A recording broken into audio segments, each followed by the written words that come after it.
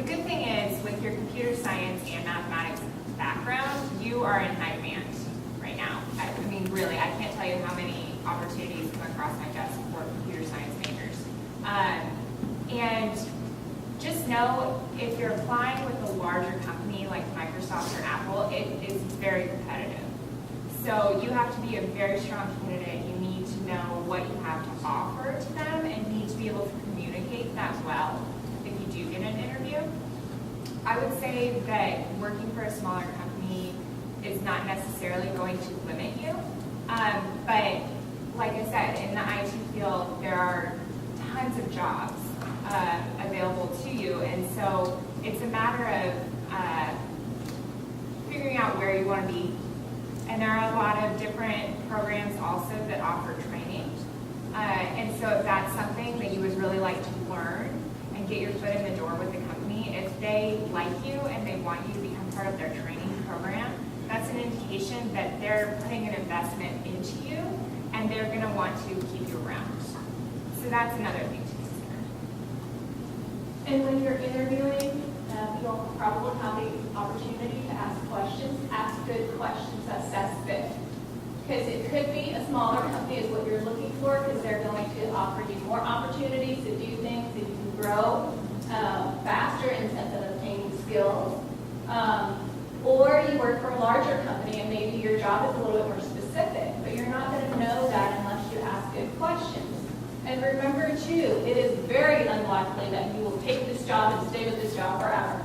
So you will have the opportunity to grow. And if not within the same organization, then to something different.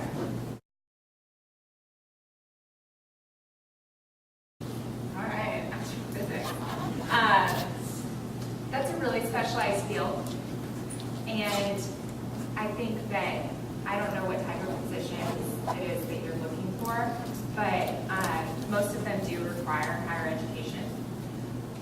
There are jobs you could get that you would be able to build your transferable skills, but it's like Brandon was saying, you're probably going to have to take smaller steps if you postpone your higher education, which is not a bad thing because that's when you can develop these transferable skills.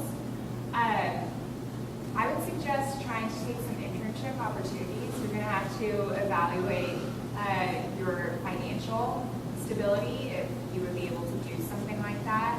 A lot of internships within the science field are paid, so that's something to consider as well. And then just do your research. Figure out, target the type of job that you will eventually want to have, and then look at the requirements for that type of position. If there's really no way that you could ever get there with only having a bachelor's degree, then yeah, you'll have to think about graduate school. But in the meantime, there are steps you can be taking to gain experience through internships or jobs that are slightly related that you can be building with transferable skills. And I don't think you have to just pick one. I would keep your search open. I think flexibility in job search is huge because sometimes you have to make yourself as an applicant fit into a position that's available. And one way that you can do that would be having separate resumes.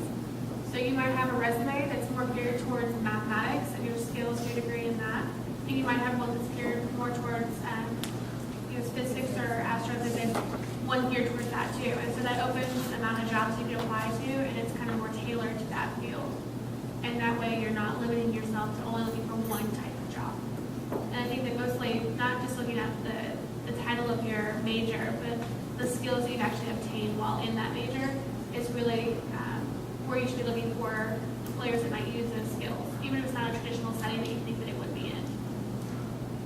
And continue to pursue opportunities within that field as well. If you can attend conferences or lectures, if you can get published, continue doing research on your own or with a faculty member here.